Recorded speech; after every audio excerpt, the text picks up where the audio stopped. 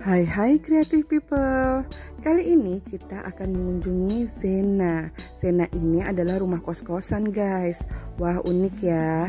Dia hanya memiliki luas tanah 35 meter persegi dan luas bangunan 103 meter persegi.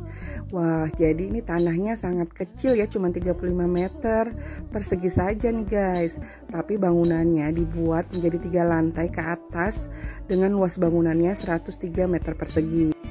Dalam satu bangunan ini terdapat 6 kamar. Jadi di tiap lantainya terdapat 2 kamar masing-masing nih guys. Nah, di sini kita akan lihat nih bagaimana sih bentuk dalam dari bangunan Zena ini. Tuh, kita akan masuk ya. Nah, ini sudah ada smart lock-nya nih guys. Keren ya. Jadi security dan itu aman banget. Nah, konsep ini masuk ke ruang satu itu langsung kamar. Jadi ini ada kamar yang minimalis. Nah, konsep desainnya ini adalah konsep Skandinavian ya, kalau kita lihat ya. Jadi tren gaya desain Skandinavian memang tengah diminati karena tampilannya yang sederhana namun tetap menarik. Tak heran kini berbagai prinsip desain Skandinavia kerap diterapkan dalam hunian ataupun berbagai bangunan komersial.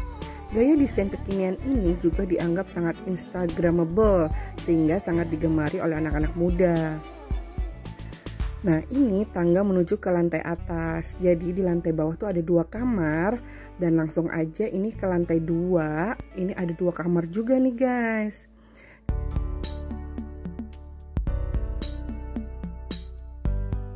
Prinsip desain Skandinavian ini bisa kamu lihat dari penggunaan material alami pada huniannya. Prinsip desain ini dekat dengan alam dan akan memberikanmu tampilan-tampilan kayu alami pada elemen seperti lantai, perabot, bahkan dinding. Umumnya kayu berwarna terang seperti pinus sering ditemukan untuk memperkuat aksen Skandinavian pada desain ruangan. Salah satu alasan mengapa prinsip desain Skandinavian cukup digemari karena tampilannya yang sederhana dan tidak berlebihan. Prinsip desain ini memang lekat dengan bentuk-bentuk minimalis tanpa elemen dekoratif yang berlebihan. Tuh, seperti di ruangan ini cuma ada kasur, meja belajar, dan lemari nih guys. Kamu akan sangat jarang menemukan bentuk-bentuk asimetris dan juga pengolahan bentuk organik yang terlalu abstrak pada desain-desain hunian Skandinavian.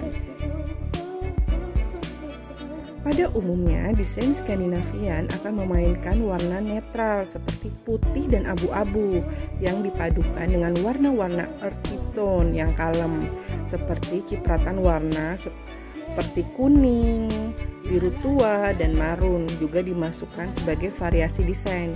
Nah, kalau di kamar ini kita lihat ada abu-abu tua ya dengan warna putih berdampingan dengan furniture beraksen kayu dan material alami lainnya.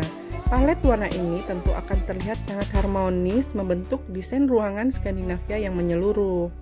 Nah, sekarang kita akan naik nih ke lantai 3. Di lantai 3 ini ada 2 kamar lagi nih guys. Jadi dalam satu bangunan ini ada 3 lantai dengan 6 kamar. Lanjut nih, kita akan lihat ke kamar di lantai 3. Nah, tak cuma soal bentuk-bentuk sederhana dan minimalis, alasan lain dibalik pengolahan bentuk pada hunian Skandinavian adalah prinsip desain ergonomis yang mengutamakan kenyamanan penghuni dalam beraktivitas dan aspek fungsional yang lebih diutamakan. Nah, ini seperti ini furniturnya nih, ranjang yang bisa untuk tidur, juga ada lacinya nih guys, bisa untuk menaruh baju, menyimpan barang-barang. Jadi sangat fungsional.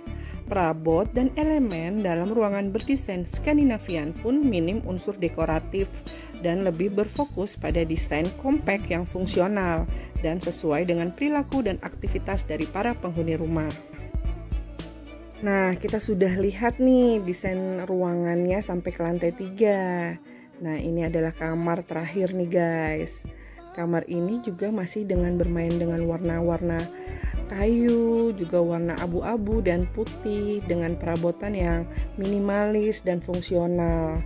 Nah, ini kalau kita lihat nih ranjangnya bisa kita panjangin jadi kasur ya. Dan dalam ruangan ini cuman ada lemari, meja belajar. Nih, kita lihat nih meja belajarnya. Juga ada lukisan artwork cantik nih. Simple dan tidak berlebihan. Nah, kalau kita lihat juga dindingnya terlihat seperti kayak ada panel kayu yang emang dibentuk dengan garis-garis ini ya, lucu sekali ya. Kamar mandinya pun minimalis sekali. Nah, ini artworknya yang ada di dinding nih. Kita sadari atau tidak, harga rumah semakin meningkat tinggi. Itulah mengapa kebanyakan orang berlari ke apartemen dan indikos sebagai pilihan pertama.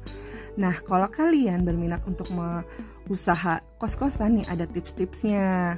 Bagaimana kita membangun bisnis ini. Nah, tentunya pemilihan lokasi seharus strategis ya, karena rumah kos-kosan dekat dengan fasilitas dan sarana publik seperti supermarket, rumah sakit, jalan tol, dan mall lebih diminati para pencari kos. Nah, Zena ini lokasinya ada di BSD nih guys, dekat Ion Mall, BSD. Sangat strategis ya.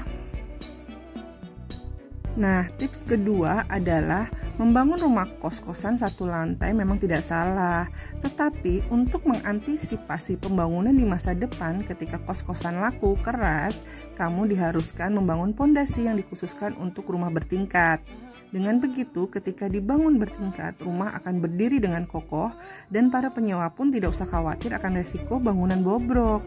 Maka dari itu bangunlah pondasi bangunan yang bertingkat ya, setidaknya dapat menahan rumah 3 lantai. Nah, seperti Zena ini ya, contohnya dia langsung membangun dengan 3 lantai ke atas.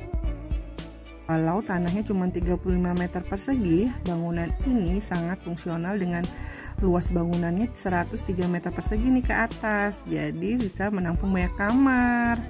Nah, tip desain rumah kos-kosan yang sehat berikutnya adalah memilih konsep bangunan dengan cermat.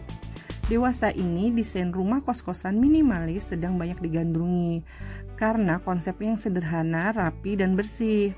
Desain ini banyak dicari orang karena selain menawarkan kesederhanaan, harganya tidak terlalu tinggi.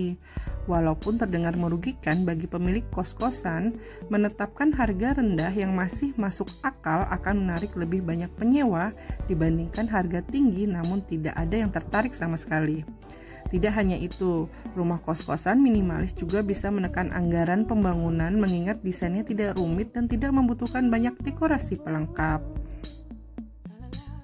Desain rumah kos-kosan yang sehat adalah indekos dengan jajaran kamar yang lengkap, bersih, dan rapi.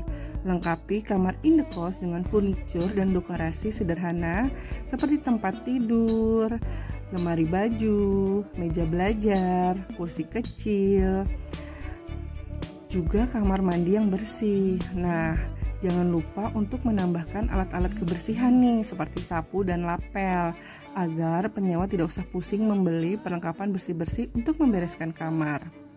Bila kamar kos-kosan sudah lengkap, penyewa tentunya akan merasa lebih nyaman dan harga kos-kosan pun akan meningkat seiring berjalannya waktu. Agar lebih nyaman juga, berikan jarak antara pintu kamar satu dengan kamar yang lainnya. Nah, sudah lengkap ya tips-tipsnya. Bagi pemirsa atau penonton dari channel ini, semoga liputan ini bisa memberikan inspirasi ya. Jika kalian ingin berpunya usaha kos-kosan atau membangun rumah kos-kosan, nah ini bisa menjadi inspirasi. Oke, semoga liputan ini bisa membawa manfaat bagi kita semua. Jangan lupa untuk like, comment, and subscribe Creative with ANM. Bye-bye.